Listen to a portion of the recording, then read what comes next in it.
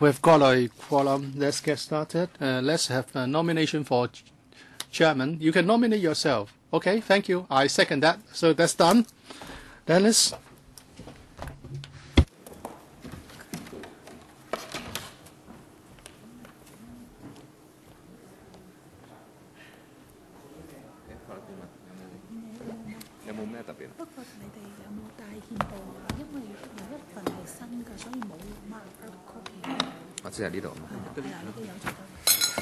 我有啲 comments about 嗰個我哋請官員入嚟先，係嘛？有啲 comments about 如果 honourable witnesses 先，啱嘅呢條 rule 有冇咩特別嘅 protection？ 要等政府解啦，因為佢嗰邊係一啲 operative mechanism 嚟嘅。如果去到 merits 或者佢特別嘅即係 protection dedicate 佢，可能要請政府講一講同埋主體法例嗰個面。好，直接俾佢添。Hello。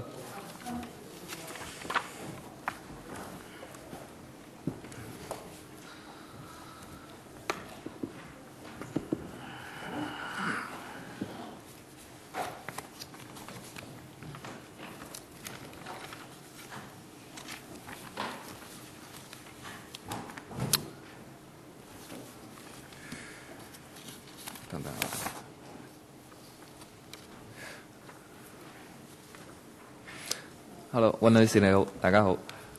或者 Good afternoon. Maybe I can invite Adeline to walk us through the relevant legislation. Before we have two sets of rules. They are live television link, witnesses outside Hong Kong rules, and rules of the High Court, Amendment number 2, Rules 2015. Both sets of rules require members' strict scrutiny. As you can see in the background information prepared by the Secretariat, you know that in 2003 there was an evidence miscellaneous amendment ordinance enacted, and Part 3B was introduced into the Criminal Procedure Ordinance, which allows Hong Kong court to, in respect of criminal proceedings in Hong Kong, to invite people outside Hong Kong to provide evidence through a live television link, apart from the accused.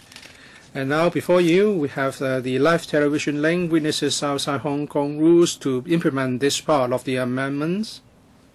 There are procedural provisions. For example, how you can make an application, how one may object to the application, and the time limit required, and also the relevant conditions that the court may impose. And the second set of rules are the High Court Amendment number 2 Rules 2015. And this is about providing the assistance by Hong Kong court to an overseas court through the live television feed, so that a witness in Hong Kong may provide evidence for the purpose of some criminal proceedings outside Hong Kong. And there are certain requirements in Order 70 of the Rules of the High Court, which limit the taking of evidence by way of written documents. So we'd like to amend Order 70 of the Rules of the High Court to allow for the taking of evidence through live television link. So that's my short introduction to the two sets of rules, Mr. Chairman. Members, maybe let's talk about whether you have problems with the policy issues. The principal ordinance was enacted in 2003, and it has taken 12 years to reach this stage. Why 12 years? Well, I have to admit that it's too long to take 12 years. What are the difficulties? Well, because of the two sets of rules are very technical in nature. The users and that is barristers and solicitors in Hong Kong are the users.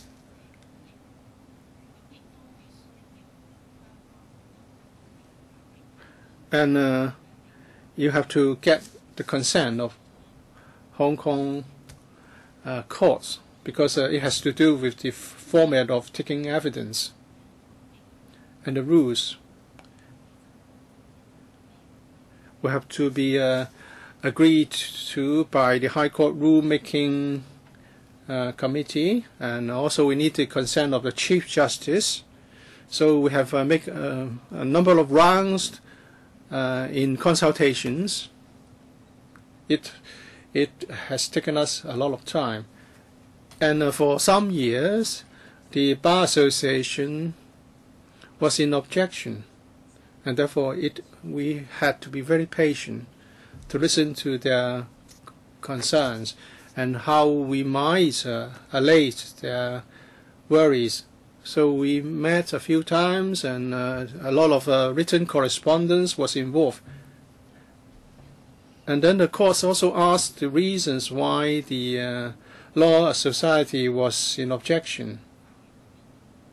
And then ultimately, the courts were satisfied with our answers, and then we have to proceed to the setting up of the hardware.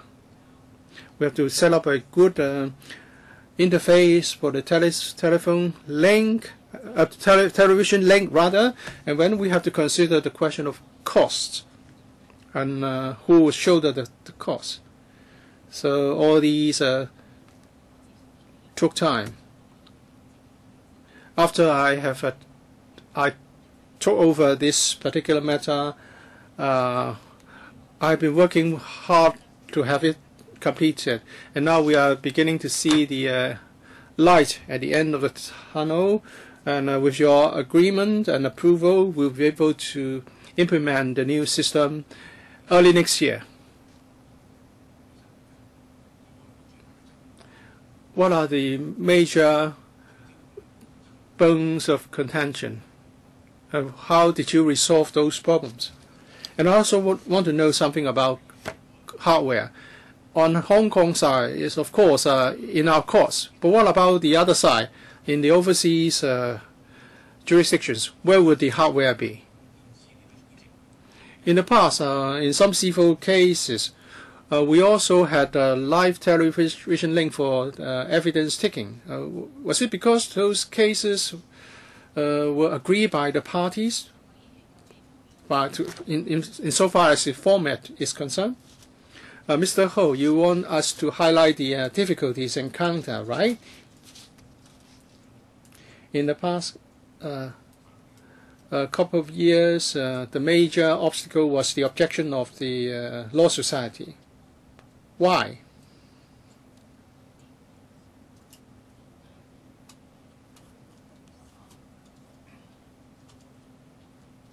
They were comparing this with getting a witness from overseas to come to Hong Kong and give testimony face to face. Well, it has to do with the question of not showing the sanctity of the court proceedings, and there's no face-to-face cross-examination allowed, so they think that the safeguards are inferior. And also that would add to the litigation cost. Well, they should have objected to the principal ordinance. Did they object to the ordinance at that time? Well, that's the crux of the matter, Mr. Ho. We look into their objections about the details. Apart from whether the deadline can be extended, the other objections are really matters of principle.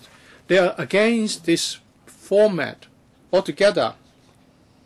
And there's nothing we could have done about it, because the principal ordinance was enacted back in 2003. And we would be obliged to implement the new system. And we told the Law Society that the the points you propose would be ultra-virus because they would go against the principal ordinance. Although Law Society still took issue with the proposals. So we have finally moved to this stage by presenting the subsidiary legislation to this council. What are we doing now as far as evidence taking by live television link? Yes, we do this in civil cases. And the legal basis is the High Court rules. Order 38 is relevant. And Section 47 of the Evidence Ordinance. So there's a legal basis for doing that in civil cases. So yes, in civil cases, we can allow overseas witnesses to give evidence through television link, but this is not applicable to criminal cases because we lack the legal basis to do this, and that's why we need two sets of rules to be passed. Ms. Priscilla Leung, I have some questions about the policy. And I believe I remember that at the AJLS we had some discussion, and then there were some worries expressed by member because the witness is overseas. People are concerned about undue influence. You can see the witness on the screen, but how can you make sure that the witness is testifying without undue influence or pressure or inducement? So how can we make sure that this third-party jurisdiction is rendering the necessary cooperation to provide assurance? Because we are talking about many different countries here. Some are common law jurisdictions, some are not. Ms. Wan, Ms. Leung,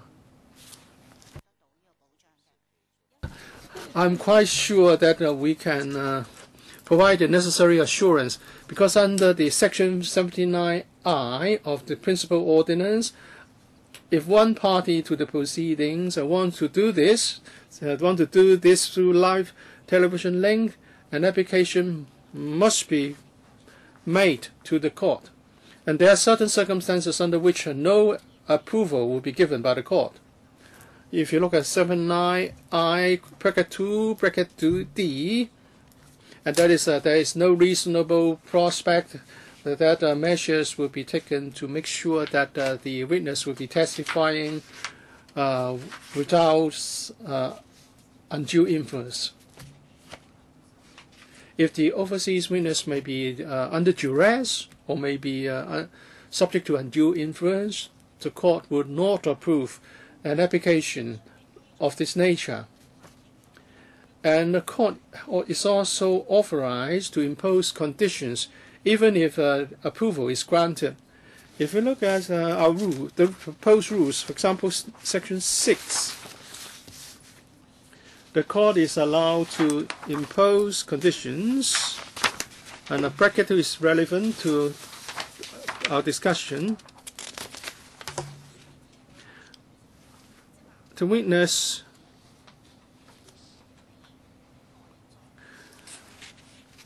that is to say, we can ask a person to be present where the witness is and answer questions of the Hong Kong court. For example, when the witness questions pertaining to other parties present, when the witness is giving evidence, and any other relevant matters. So the court in Hong Kong can ask a person in the other jurisdiction who is present concerning who are present and what the circumstances are. And this would ensure that the witness is testifying voluntarily and is not subject to any pressure. Well, well, there's a person present as well, but the person can be part of the setup.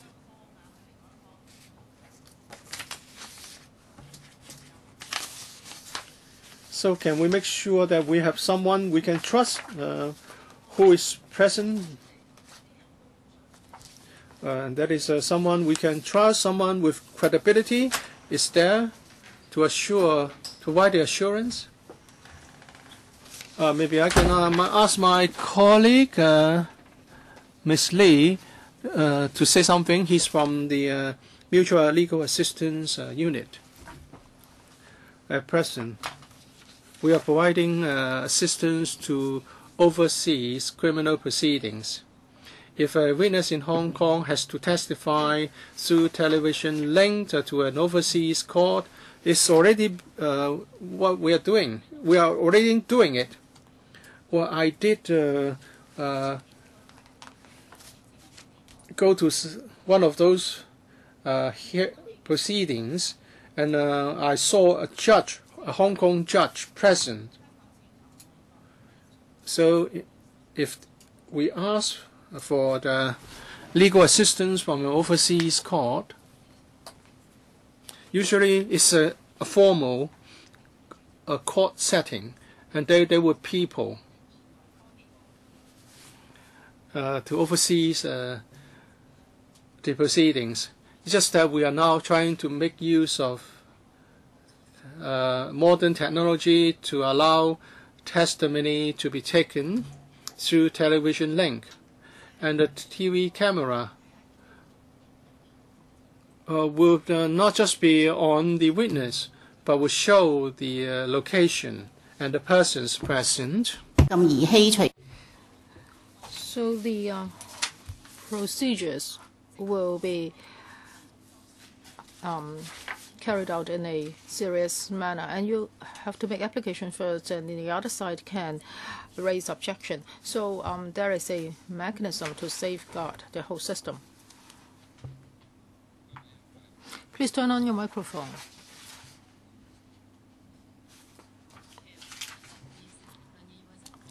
Maybe I can supplement. I understand your concern, because in overseas places we do not know what the environment is when the witness gives evidence. So that's why we have leave some room for flexibility. We have provided assistance to other countries, and I have experience. Well, we'll have to look at their request, and if they say that they want the evidence to be taken in a court, and the procedure should be telecast via live television link, we will try our best to do that. But if the witness is very cooperative, and if they are not afraid that the witness is coerced to say something, so this can also be done in a hotel room. So when we ask overseas jurisdictions to help us do this, and if this is to be done by way of a live TV link, there is also a flexibility. That is, we can ask the other party to help us. Now, of course, we also have to follow their laws, but we can also ask them to have the evidence taken in a court, and we can also ask them to place the magistrate there or a judge there. If that cannot be arranged, an officer from the court can also be arranged to be there. This is an arrangement which is normally acceptable. And now we do not have this channel of live TV link. At the moment, we are using a written deposition. So for our prosecution unit, when our colleagues want to examine a witness overseas, we would ask the witness to give evidence in a court, and a judge be present. Well, we can make our request when the other party receives the request. They can say that this is not something in the law or arrangement-wise they cannot do this. So we will communicate further and try to make the best arrangements. Ms. Priscilla? Yes, I understand. Now, for the hostage incidents in the Philippines, we have also experienced that. So you want our court and the lawyers of both parties to handle the matter. Maybe the lawyer here thinks that the other party is not making a comfortable arrangement, and some further requests can be made. So you want the lawyers and the judges of the two places to take things into their hands, because you are now writing the law in quite a broad way. So you say that such an evidence taking can also be done in a hotel room. So you are trying to make it flexible, right? You are making it very broad.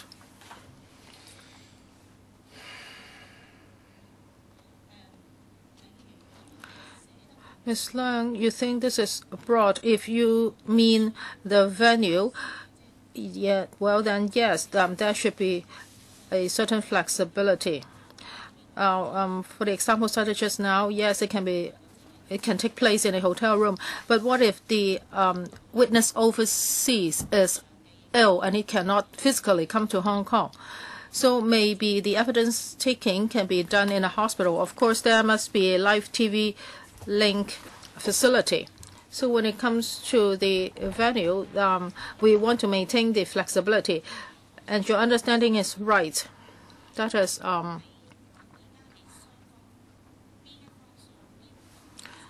now which part. If a party wants to make use of live TV link, he would have to make an application, and the other party can object to that. The court would have to be satisfied that the witness is not coerced to say things, and this should not prejudice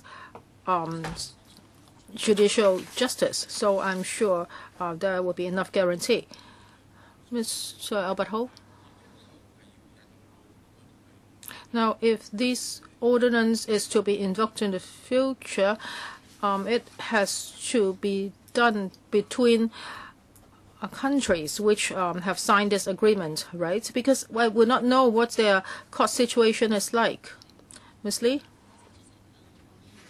Mr. Ho? Now, for mutual legal assistance, if we have already established such a relationship, that is, if we have a bilateral or multilateral agreements, then it will be very convenient. We can work in accordance with the relevant agreement. But we have other experiences concerning written deposition. We have made a request to certain jurisdictions, and we would ask them if assistance can be provided to us on a reciprocal basis. So we will have to look at the laws of the other party and what their practices have been. So it can be a one-off or ad hoc arrangement. Yes, we have done that before. So you can do this with the mainland, Taiwan, and Macau. Has this happened before? That is, our witness is on the mainland.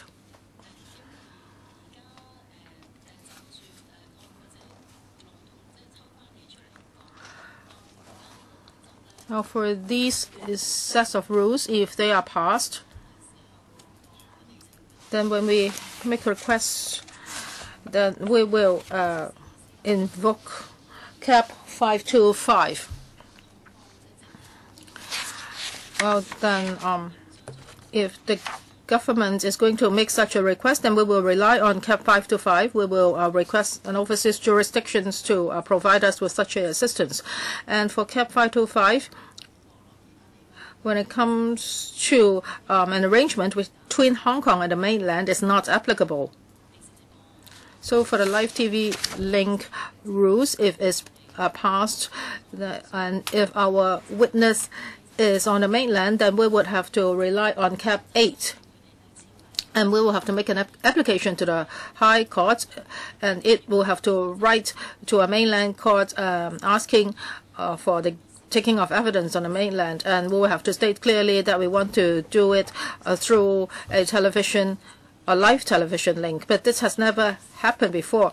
As to whether the mainland counterparts have asked us to do this, that is, the witnesses in Hong Kong, well, this has never happened before. We have not received any request from the mainland concerning taking of evidence in Hong Kong. But how about Macau and Taiwan? I will have to go back and take a look about Macau. But I don't think we have ever done any live TV link with Macau, and we haven't received any request from Taiwan. So we always have to rely on CAP 8 to do that. So for CAP 8, it's mainly about civil proceedings. No, it also includes criminal proceedings. Well, most of the provisions are about civil cases, but then there are several provisions. For example, 77D, it can be applied to criminal proceedings. So the principal ordinance was passed in 2003. It was to amend the evidence ordinance. Oh, no, that's about the mutual legal assistance in criminal matters ordinance. Well, just now, Ms. Wen said that we have been providing assistance, and those for those cases they were done in accordance with the mutual legal assistance in criminal matters ordinance. So in the future, well, we can do it with all the countries in the world, right, including the mainland. If the arrangements can be made, then this will be done. And of course, we would have to see whether the other party agrees to it. Of course, they need to have the related facilities. But these are not very complicated facilities. I remember for several cases, this has been done in hotel rooms.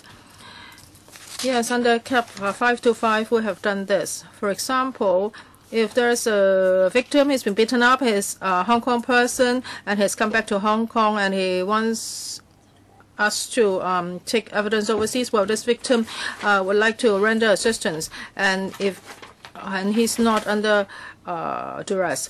And we have received a request asking us to do this in hotel rooms. Well, as long as there are facilities in a hotel room, this can be done. I want to ask a technical question. For example, if the prosecution is being carried out in Hong Kong and the witness is elsewhere, maybe he's in a courtroom or in some other venues. Well, but can our lawyer go to that country to take the evidence? Well, if the lawyer goes there to take the evidence, then the judge in Hong Kong can still be in control, and there can also be an interpreter. So where is the interpreter? Is it in Hong Kong or in the overseas, at the overseas place? Well, Mr. Ho, well, I think I can only rely on my experience from CAP 525. Well, in the past, live TV link cases, for example, if the lawyer is here and then the witness is there, yes, there have been cases like this. Well, normally, where is the lawyer? So you're saying that the prosecution takes place overseas. Okay, let's say it's the UK. So where is the lawyer? The lawyer is there, is in the UK? Yes. though the lawyer will be in the UK because there's a live TV link, then a witness in Hong Kong and can answer the questions. But there have been some other cases. Well, there has been that is the lawyers in Hong Kong. So there have been all sorts of cases. It's a very flexible arrangement. Well, because we have Cap 525, we have a very clear stipulation that is these would have to be done before a magistrate. And the whole proceeding would be broadcast by way of live TV link. And certificates would have to be prepared after the proceeding. And in accordance with the Hong Kong law, although it's an overseas case, then certain exemptions are possible, and the judge in Hong Kong can also make rulings concerning a number of issues. And if it's in the UK and according to the UK laws, and if that witness is entitled to certain rights, he can also claim those rights. So there are two judges, one in the requesting jurisdiction, and on our side there's another judge who would interfere if necessary. Would the two judges be in any way in confrontation? Well, in comparison, the judge in the requesting jurisdiction will have higher authority. If a Hong Kong witness requires or asks for a privilege to be confirmed, then it's up to the magistrate here. And then we need certification at the end of the day.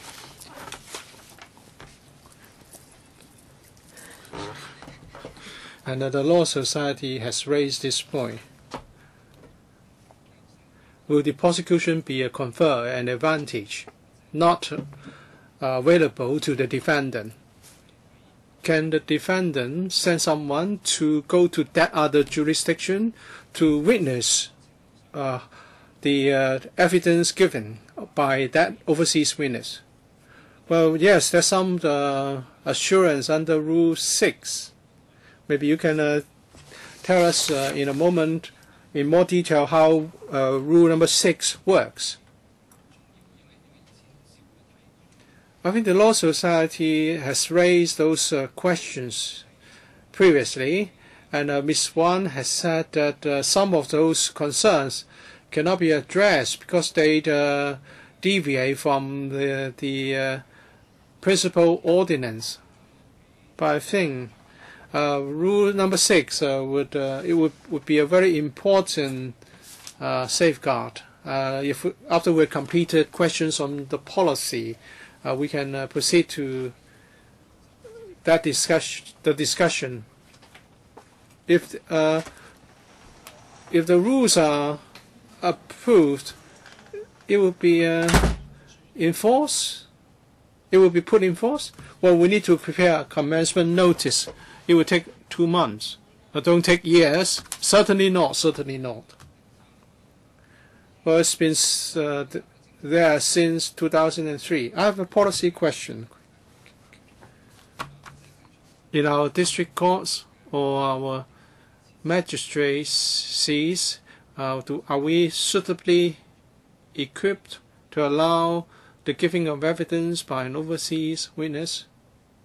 Because from my experience, the equipment in our district courts is just so-so. For new magistracies, yes, they are better equipped, but I'm concerned about older ones. How prepared is the judiciary in this regard? I know that our courts has a technology court, but it's not available in the High Court. Yes, but it's just about providing the venue and the facilities. Other cases can also use that venue. Well, if it's a district court case, then it would be it would be troublesome to have to switch to another venue halfway through the case. Well, it's a question for the judiciary to decide. We are informed that they are prepared. I know there's no technology court in the district court.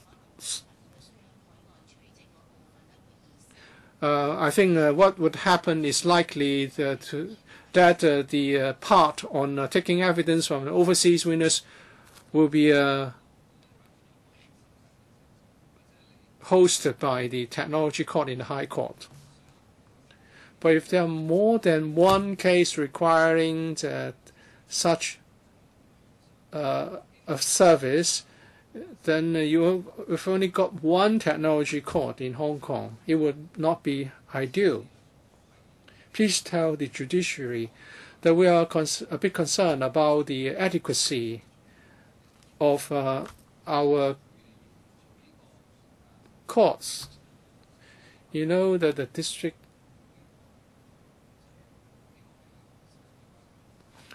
courts handles a lot of criminal cases, and if this part cannot be conducted in our district courts, any of the district courts, is not satisfactory.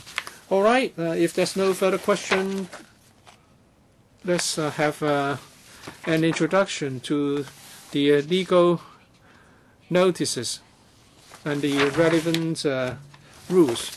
It's all right. Live television link, the witnesses outside Hong Kong rules. And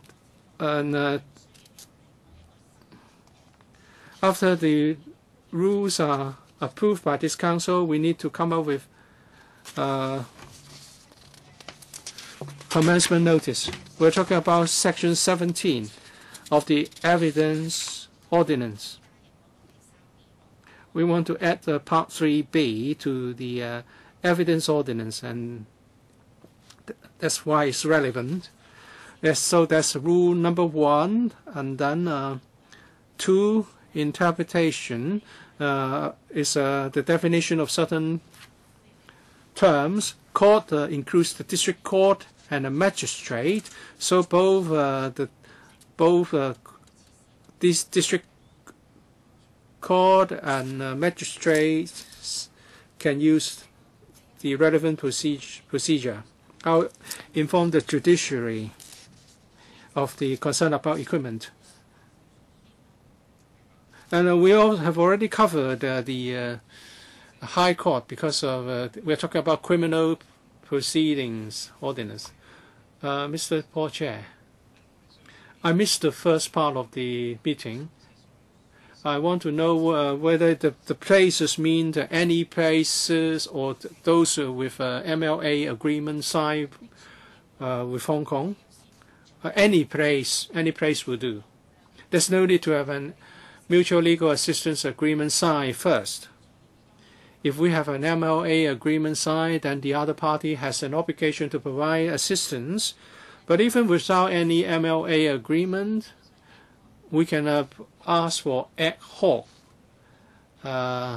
assistance, or we can provide ad hoc assistance, and the other party, the overseas jurisdiction, can also offer assistance on an ad hoc basis in a reciprocal manner.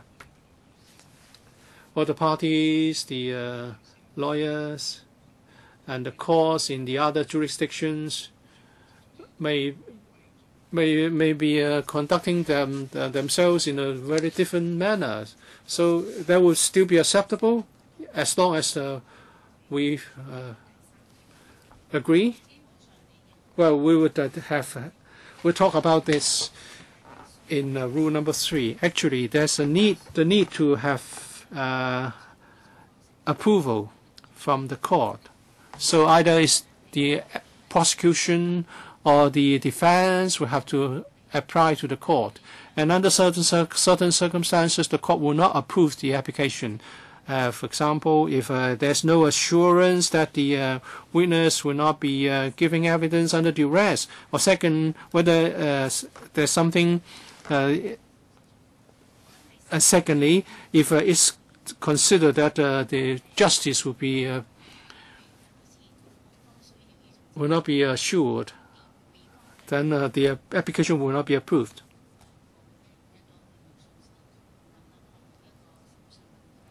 If there's no assurance that the proceedings will be conducted fairly, an objection can be raised. Is there any technical restriction concerning the live television link? I suppose there's none. You can do it through a hotline connection or over the internet, I suppose. You are correct. According to this definition, it means a system in which two places are equipped with and linked by audiovisual facilities that enable persons at one place to see and hear persons at the other place, and vice versa at the same time. Our courts, Hong Kong courts, what kind of technology are being used by our courts? Maybe I can say something about the experience under CAP 525, because we use the technology court quite often. There are traditional landline connection which offer stable connection, and they also use Skype.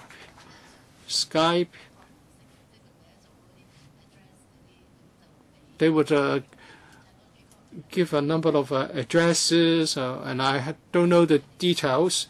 They have technical people there. According to usual practice, they would try out the reception of voice and visual images, and that will say we have used both Skype or internet.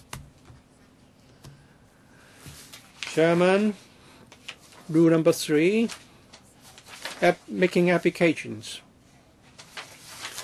Any party to the proceedings must submit an application if they want to get permission for a witness to give evidence by way of a live television link from outside Hong Kong. And under bracket 3, the application must be made within 42 days.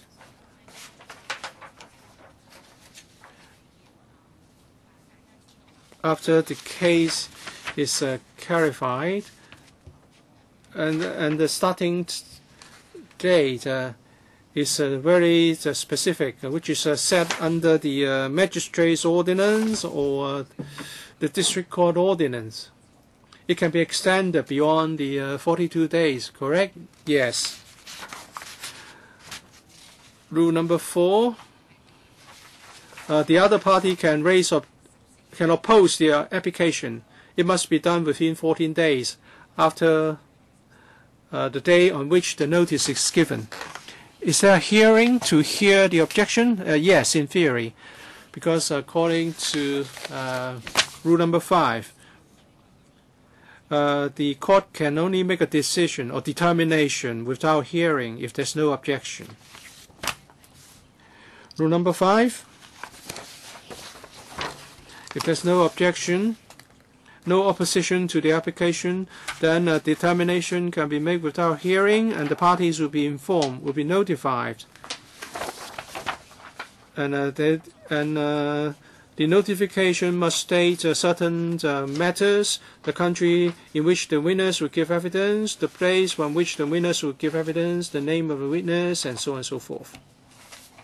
Or the conditions, if any, imposed by the court. And rule number 6, the court may impose conditions after approving an application. And in particular, the court may request a person to be present to answer questions. I want to know why rule number 6(2). It means it says a person.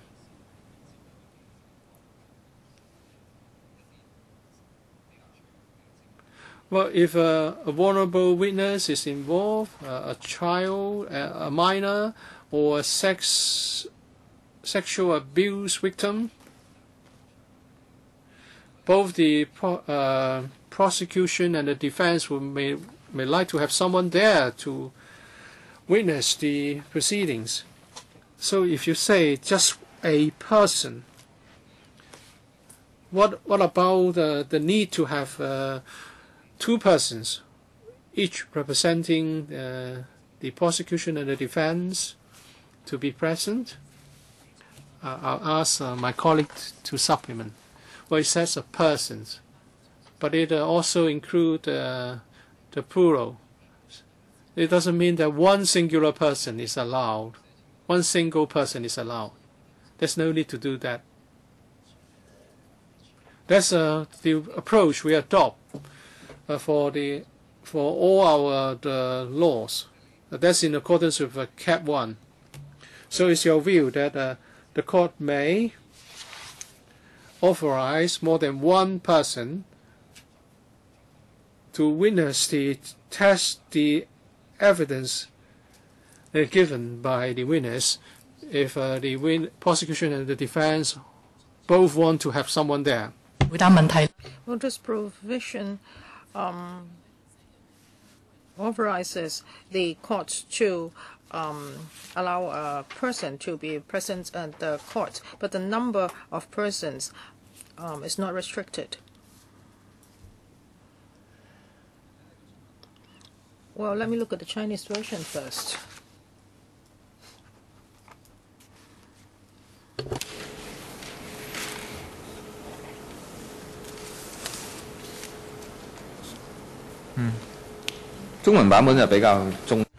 Well, the Chinese version is more neutral. Okay, please continue. Rule 7, putting documents to witnesses. Well, because the documents may be in a Hong Kong court or maybe it's at a place outside Hong Kong. So for this provision is to convenience the arrangements. So no matter where the documents are, the documents can be put to the witnesses. Well, the witnesses would be regarded. Oh, sorry. The documents should be presumed to be a true copy of the documents. Rule 8, extension of time. So no matter whether it's an application or an opposition, the courts can decide on an extension of period. I want to go back to Rule 6. Well, should we give a broader discretionary power to the court so that more protection can be added? Now the protection is just that a person can be placed at the court, but if there are other protection initiatives, that would be better. So the court can have a discretion as to whether other protections are necessary. Well, the court's power is not restricted by this provision because the court's power comes from the principal ordinance. So after this comes into operation, there is a new 79I in the Criminal Procedure Ordinance. So when the court grants the application, it can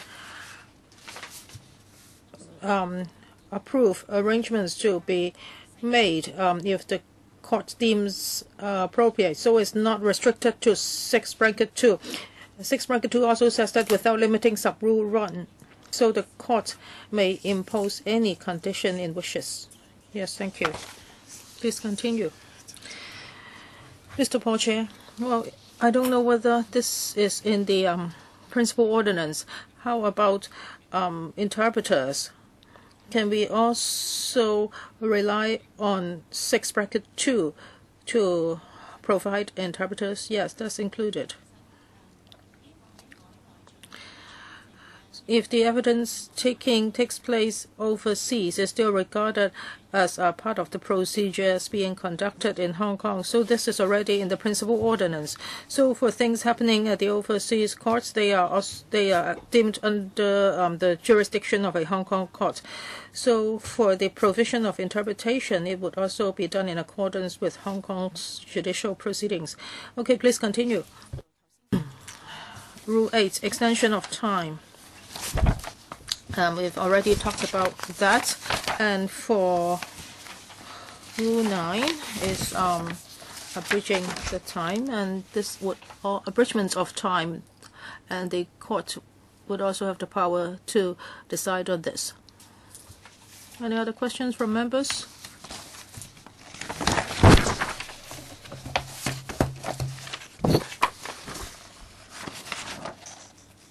Ms. Wan, do you want to add anything?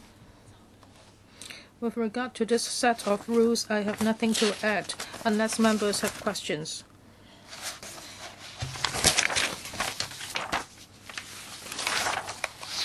Secretary.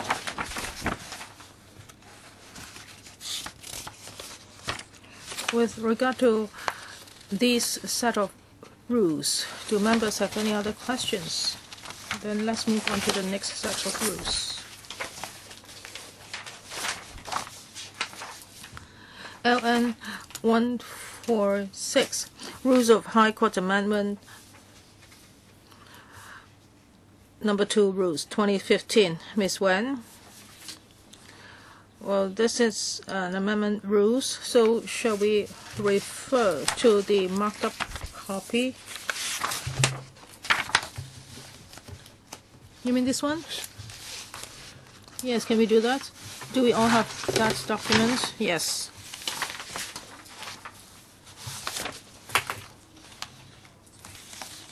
Now for Order 70, is written for written deposition, and now we are amending it so that it will cover evidence taking by way of live television link. So for the first amendment is amending the title. It's changed from obtaining evidence for foreign courts, etc., to obtaining evidence for requesting courts.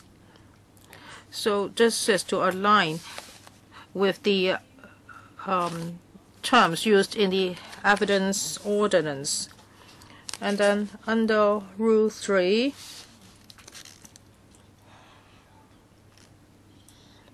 I'm reading the Chinese version.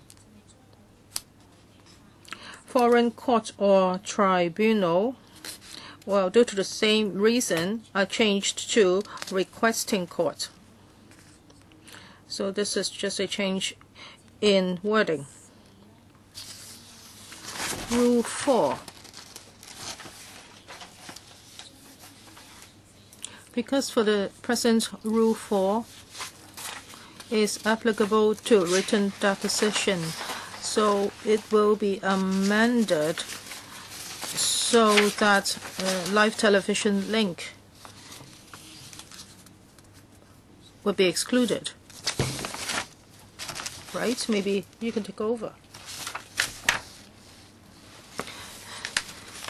Chairman, for the amendment of Rule 4, as to Ms. Wen said just now, for the whole of Order 70, it was written for written deposition. So for Rule 4, bracket 2, it originally just covered written deposition.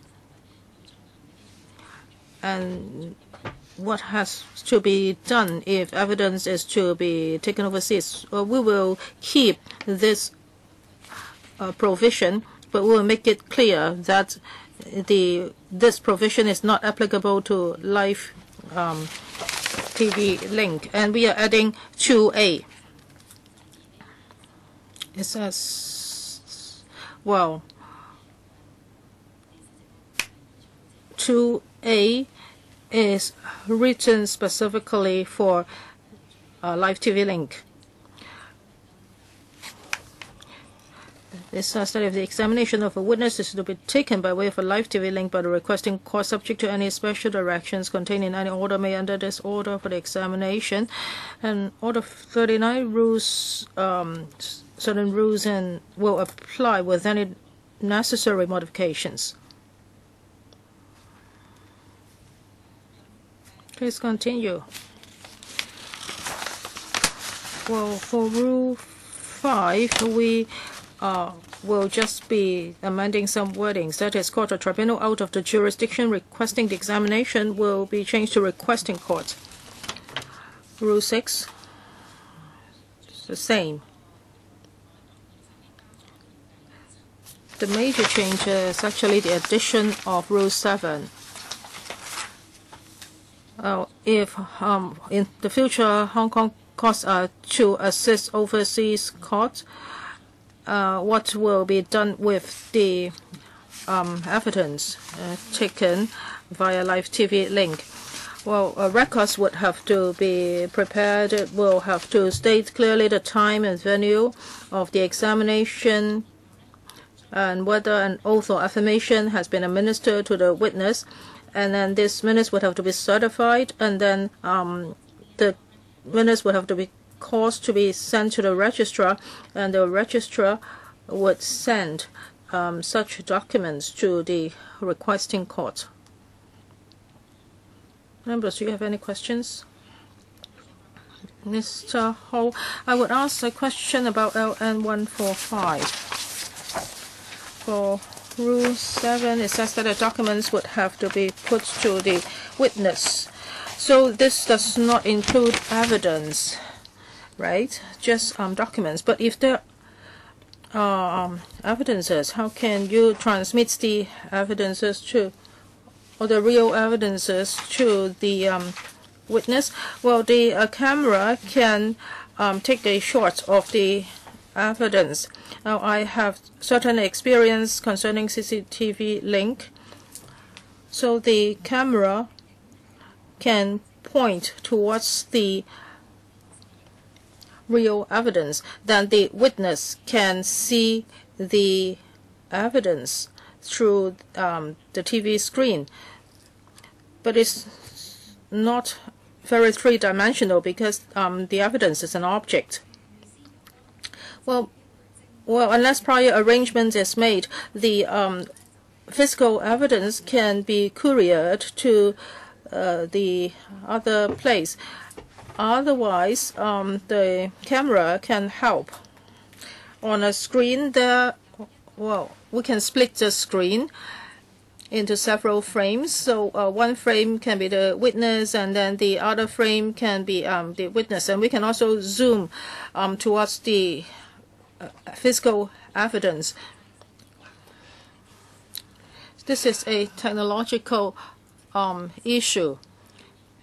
If prior arrangement is made, then the evidence can be delivered to the other party. But there can be a problem. That is, the evidence may be tampered with. So there is also a concern.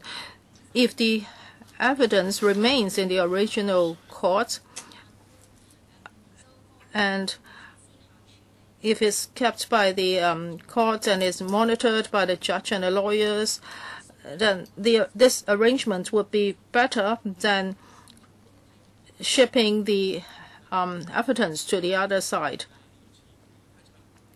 But it seems that these rules do not authorize you to send the physical evidence overseas. You can just transmit the documents to the witness, but the evidence, the physical evidence, would have to remain in your court, right? You do not have the power to send the evidence overseas. Now, because for this rule, it just covers documents. Because the documents copies can be sent to the witness through transmission. We can use the internet or use fax or use email to send the copies of the documents to the witness. And he can look at such documents in an overseas court. So for this rule, it's just about the transmission of documents. and it's totally different from the physical evidences that Mr. Ho was talking about. So in simple terms, you do not have the authority to do that. Yes, even for the documents, the original copy would have to be in Hong Kong. This is just about sending the copies of the documents.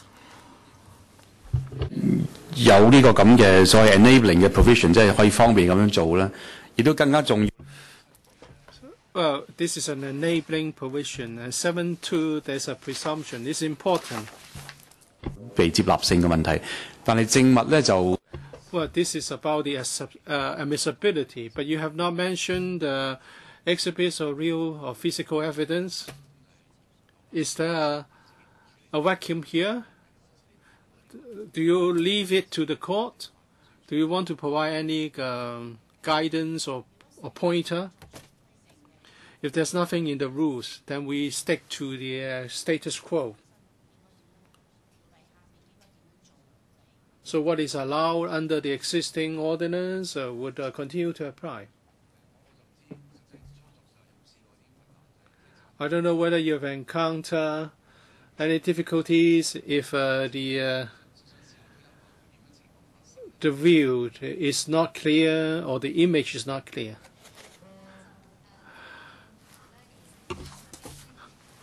I think the camera can produce very clear images. It can be a close-up zoom of the object in question. I think the prosecution and the defense can certainly work things out.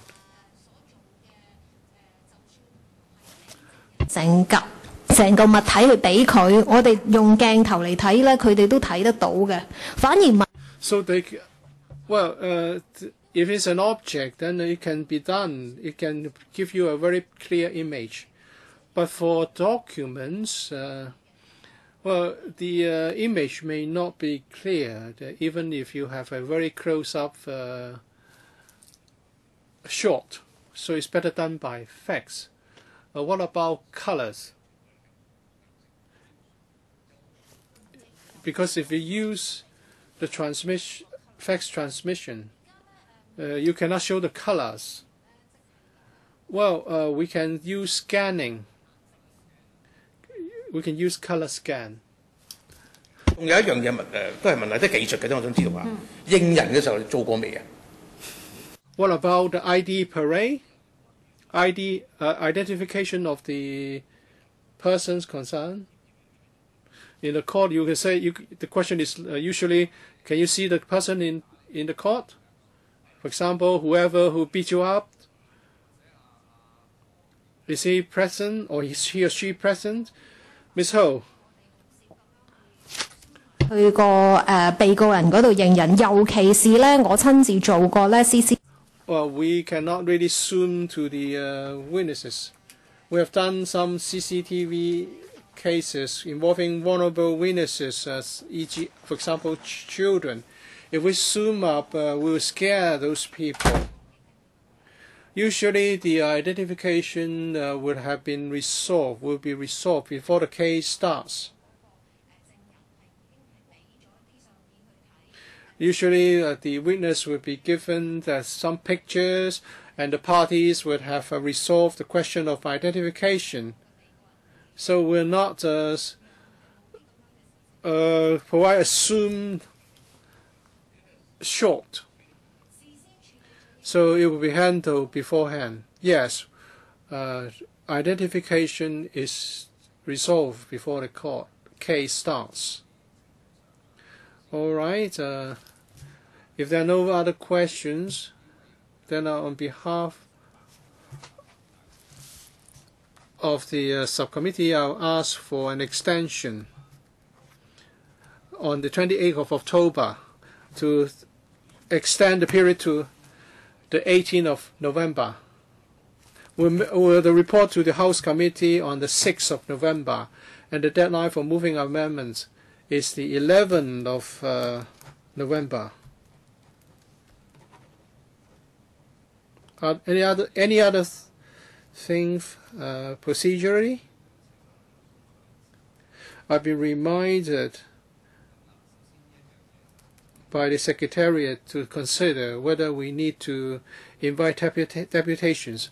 First, this was discussed in the AJLS panel, and the Law Society and the Bar Association were invited to offer submissions. The Bar Association has said that they have no further views to offer. As for the Law Society's objections, Ms. Wen has said that whatever can be addressed has been addressed, and also Rule number 6 empowers the court to make sure that the evidence taken from the overseas witness is done fairly. So if there's no further issues raised, I would rule that there's no need to invite deputations. Again, if members agree, then I think that's how we are going to proceed. If there's no other business, then this is the end of the scrutiny, and the meeting's adjourned. Thank you, Chairman.